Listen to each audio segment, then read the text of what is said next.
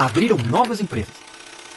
A crise de 1929 marca a decadência definitiva do café como maior riqueza paulista e inaugura a fase em que a riqueza do Estado começa a sair do interior e migrar para as cidades. A industrialização foi transformando dia a dia a cara do Brasil.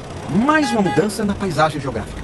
Boa noite, somos da turma do segundo período do curso de Relações Internacionais da Faculdade de Damas e hoje a gente está reunido para falar um pouco sobre o método de substituição de importações por Maria de Conceição Tavares. Então vamos começar. Gabriel, eu gostaria de iniciar fazendo uma pergunta.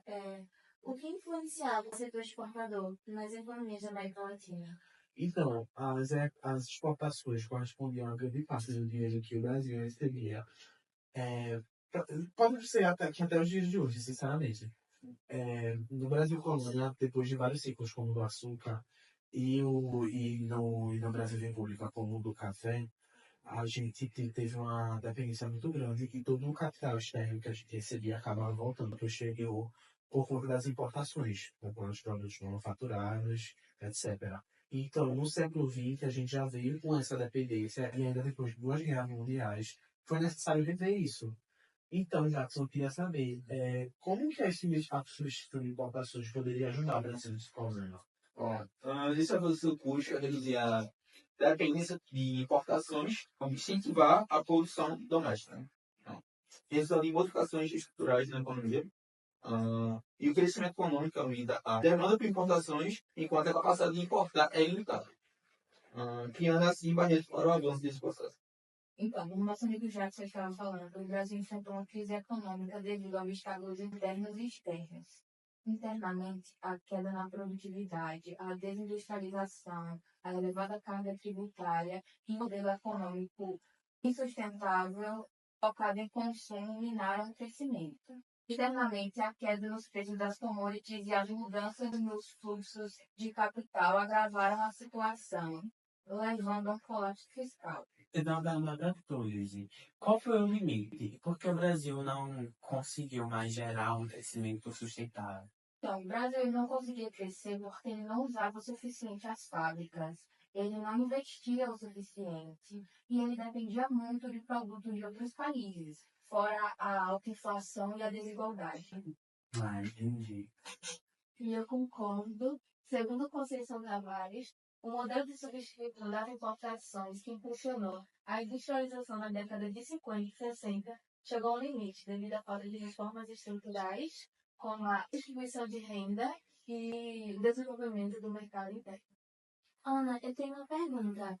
Quais eram os obstáculos internos e externos? Os problemas internos eram a falta de infraestrutura e investimento, e os externos incluíam a dependência de produtos de fora e a competição com outros países que vendem mais barato.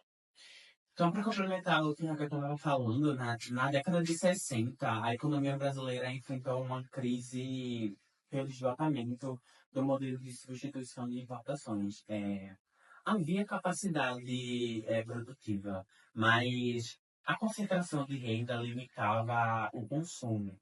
E a inflação, ela era descontrolada e reduzia os investimentos. E com o regime de 64, medidas como corte de gastos, aumento de impostos e repressão salarial, elas aprofundaram a crise inicialmente. Mas chegou, de certa forma, a reorganizar a economia na época. E entre 64 e 66, reformas de capital estrangeiro impulsionaram a recuperação, ajudando o país a crescer, mas mesmo assim ainda se tornando dependente do exterior. E quais são as soluções necessárias para resolver essa crise?